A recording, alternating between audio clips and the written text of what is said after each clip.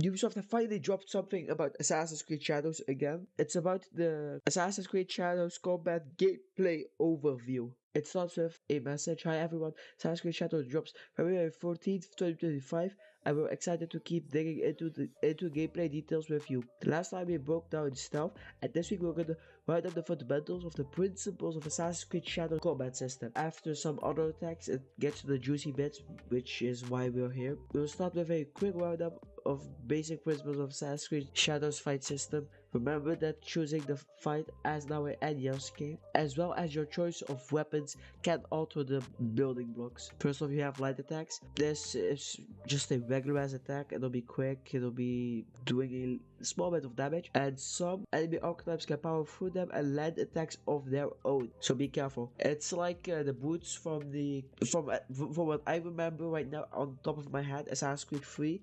I'm playing it right now, and the brute type of enemies, when you attack them sometimes, or when you can counter them, they reverse you and they hit you back, and that's not fine. After that, you have heavy attacks. Packing a bit more strength, heavy attacks inflict higher damage on most enemies, useful to stagger them and create some space around you. This is true, but something that's also true, and has already been stated, are the next attacks, the posture attack. Holding the input of any attack, that is, pressing and holding the light or heavy attack, will charge that attack to significantly increase its damage out. This is called a posture attack. A posture attack can be held indefinitely, allowing you to adjust your distance or change targets. All posture attacks are great at breaking through an enemy's blocking stance, breaking their guard instantly. And then it shows a video of Yasuke doing the posture attack, and this was already talked about previously. I don't remember exactly where, so take that with a grain of salt, but I do remember this being talked about already. So I'm just gonna move on. Next up, it talks about vulnerable states. Under certain conditions, such as a perfect dodge, an enemy can be put into a vulnerable state, a short window in which they can be dealt devastating damage. This vulnerable state is the perfect opportunity to counterattack by unleashing a posture attack or an active ability for maximum damage. That offense, now defense. The defense basics are the same.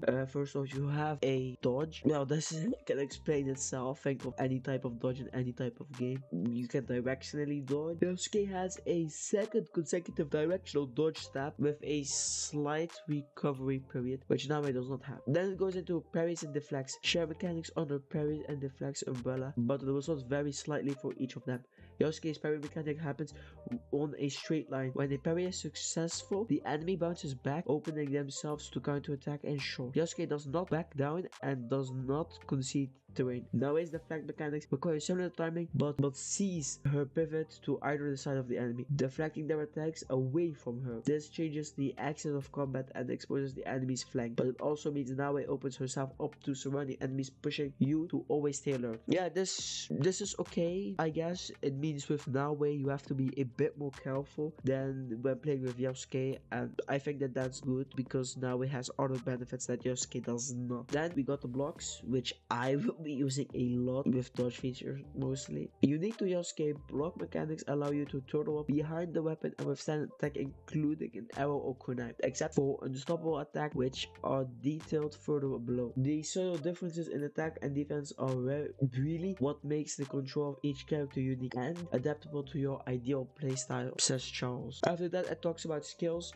Skill and abilities can also be acquired and learned throughout your journey to further develop your combat repertoire. Some of these are active abilities that trigger manually in combat to deal more damage, like for example the Yasuke, the Naoe tornado attacking thingy, the spinning attack with the Kusarigama from the first gameplay trailer that was 50 minutes long, or think of the Yasuke ground slam attack with the Kanabo. Players can also earn passive skills which work in the background to make more efficient and powerful combat. It makes you more efficient and powerful combat. These include adrenaline regeneration, increased basic health, increased time dilation for longer windows of opportunity, and a lot more. In essence, our core fight, then it talks about the two protagonists, and it says that the core of combat is a bit the same with Naoe and Yasuke, but there are some differences. Despite Naoe's formidable stealth progress as detailed in our previous post, she's no pushover when it comes to combat, quick and agile. She can make a short work of a single enemy with her barrage of attacks, but as numbers of enemies increase, she will be significantly disadvantaged due to her lack of armor and limited combat resources. On the opposite end of the spectrum, Yasuke stands as a stalwart warrior ready for prolonged, knockdown, drag-out combat scenarios. For instance, the last attack of each of his combos will break an enemy's guard without relying on posture attacks. Okay, so like let's say Yasuke has a 5-string combo, the 5th one, it will immediately break posture like a posture attack or guard. Then it goes into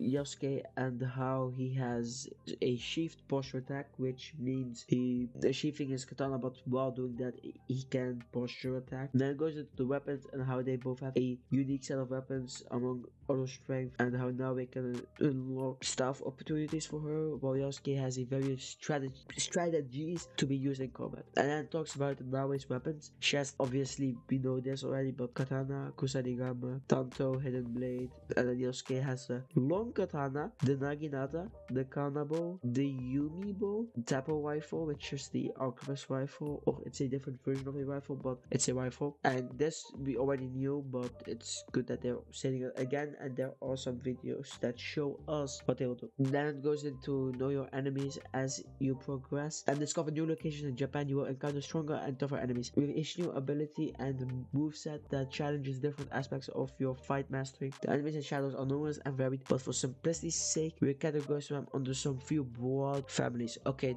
this will talk about the archetypes. Let's just go at it. Outlaws. Outlaws are opportunistic and they prey on the weak. And for what little combat training they have, some of it make up for unusual tactics. Be wary of their brute, who can be incredibly deadly. Then it talks about the soldiers. They are Ashigaru soldiers. Ashigaru soldiers are the conscripts and volunteers forming the bulk of any clan army. Carry basic weapons and fight using a conventional tactics. They tend to be more aggressive towards Naoe, but fearful of Yasuke. I don't understand why if a hooded figure would come to attack me and take out a lot of people with a blade that is quite literally hidden, I would shit my pants, but that's me, I guess. Then you have the Ronin. Master samurai perpetually seeking their next meal. Most Ronins are in the employ of Naoe Yasuke's enemies. They roam the roads and will attack on sight if they recognize you. This is like the bounty mercenaries of AC Odyssey and the other enemies of AC Mirage. I love this. This just makes it so every action you take has a equal reaction to you. Now it talks about samurais. Super warriors well trained and fierce in combat. Samurais can carry a wide variety of weapons, from the trusty katana to the mighty kanabo. They can also wear an impressive selection of armor sets, including some very high-end game sets, and employ a surprising number of attacks and counterattacks in a fight. After that, it talks about Samurai Daisho. An offshoot of the Samurai family, Daishos are an enemy type that can be only found in military bases. They have a unique fighting style that mixes a lot of techniques. They are a stiff combat challenge all by themselves, let alone surrounded by other samurais. After that, we have some Guardians, an elite group of samurai, an elite group of badass samurai. Guardians are used as reinforcement when the alarm is raised in any given province. With their unmistakable white manes and face masks, Guardians aim to strike their opponents with fear and offer some of the most difficult combat you'll find in Shadows. Great, I just love that. Study their tactics. Recognizing their patterns and tactics of your enemies will ensure the upper hand in any situation. Here's a brief look at the tactics. Okay, so this talks about enemy attack patterns. Flare attacks, as in they attack you repeatedly until they're tired, and then you have the chance to attack them back. Unstoppable attacks, which I don't think I need to explain. They have a distinctive red tint to them of glint. And then defensive actions. While under attack, enemies have a variety of reactions available to them to attempt at a momentum shift. These are called defensive actions. They can be varied from a glimpse step back that avoid a single blow all the way to lightning fast. Unstoppable counterattacks that will challenge your nerves. Generally, more enemies are involved in an attack, the less defensive actions each of them will perform, the confident that their numbers will be enough to overwhelm you. But in a one-on-one duel against a highly skilled warrior, defensive actions can be numerous and nearly constant, pushing you to diversify your attacks and utilize every move you've learned along the way. That's all for this week. There will be many more opportunities to test your skills in Assassin's Creed Shadows. Test your skills in combat in Assassin's Creed Shadows. From a surprising encounter in the world, they fight tournaments or dueling against legendary legendary opponents. We can't wait for you to explore all the depths of the system when you get your hands on the game on February 14th. And it talks about making sure you also read up on stealth, but we also did that. And then it says stay tuned on our next overview where we will explore parkour. Finally, some parkour. Overall, this is just a basic combat. It feels like, don't get me wrong,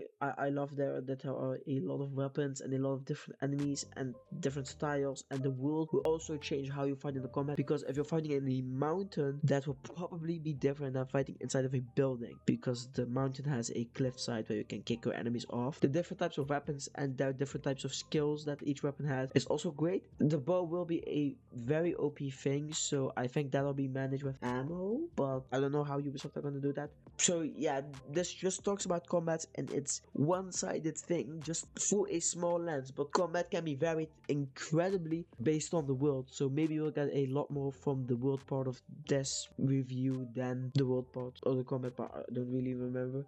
Subscribe for more AC news. I did this as fast as I possibly could. Like to make my videos reach a bigger audience, and yeah, just thanks for watching.